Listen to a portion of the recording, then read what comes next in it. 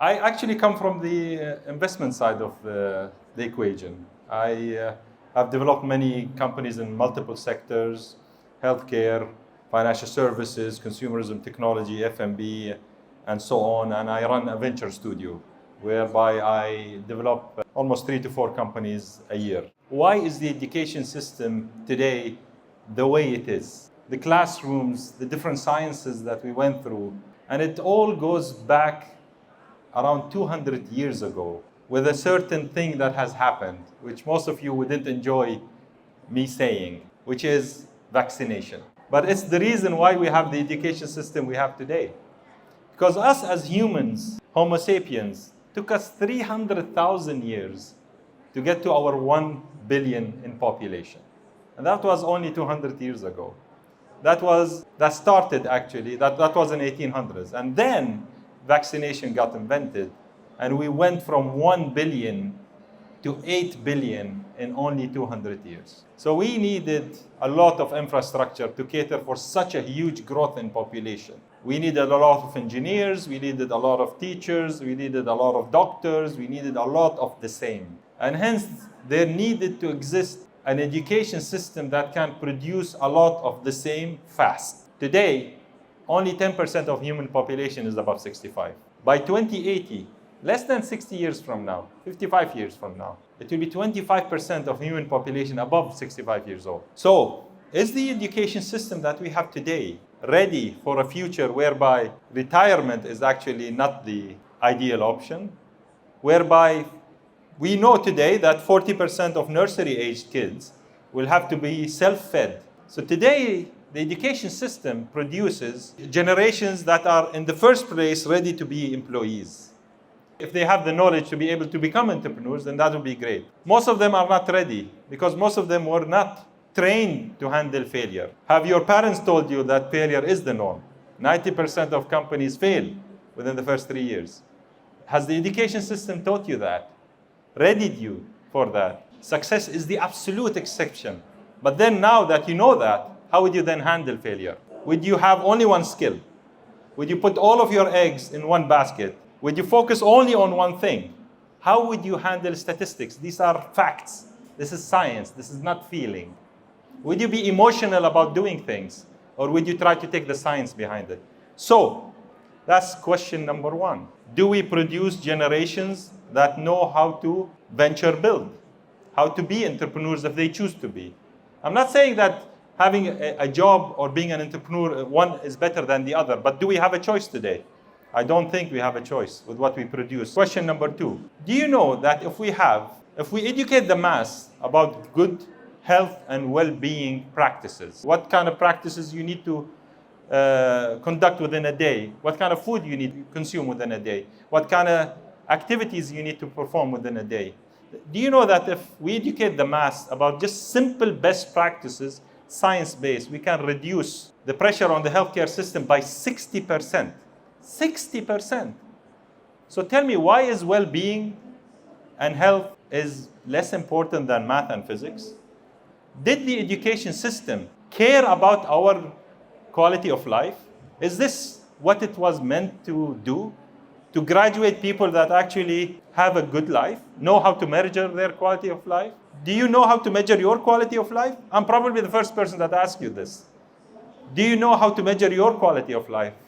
Science has done the job, but nobody has asked themselves, nor the education system has helped you to ask yourself, how do you measure your quality of life? So I'm asking the question, does the education system help you have a better quality of life at the end of the day? Or does it care only for you being a number in an Excel sheet? Question number 3. There is $600 billion sitting as disposable income in banks in the Middle East. This is money sitting there because people don't know what to do with it. Most of us, at a point in time, would have some disposable income sitting in a bank, but we don't know how to manage it. Why isn't simple wealth management, which is scientifically covered extensively, a basic knowledge? Why isn't it more important or less important than geography or geology? These are fundamental questions that touch our quality of life on daily basis. Today, you are sitting in front of me, you are actually asking yourself these questions. And that is the purpose of my session today. I want you to ask these questions because these are questions that matter truly in life. And it is our duty. What's our duty as educators? Our duty as educators is just to give the next generation a chance in life. That's what we want to do. But then we'll define chance. Is it employment only? Or should we give them a wider set of options? Shouldn't quality of life be an important thing that we help them achieve? So I hope that we can grow our different offerings when it comes to educational offerings in order to attend to some of these questions. And with that, I built Citizens. And what I like to call it, Citizens Without a School, is because I want it to be an education experience, more so than just calling it a school, with our current understanding of what a school is. So with that in mind, we decided to establish a school, and the school is primarily meant to be an all-inclusive school, non-selective. I will deal with whatever I get. It's a K-12 school, British-based, primarily, and it's literally 3 minutes driving from here, just opposite to City Walk. What I hope to achieve of creating a generation that graduates from the school that knows how to do two things very well, which is one, be able to team up and venture build so that they can feed themselves and feed their community and families. And that it's a generation that can gauge their quality of life. And in order for me to do that, I needed to do two things very well. A, develop activities and items in order to start infusing venture building and venture studio style in kids from age 4. We have actually curricular items per age group. So what is it that we try to infuse? From FS1 to year 2, it's discovery phase. 3 to 4, it's entrepreneurship, entrepreneurial team building. Year 5 and 6, business, managerial innovation concepts. 7 to 8, building businesses, the venture studio style. What is the venture studio style? It's actually building 3 to 4 companies at a time using the same team. And why is that?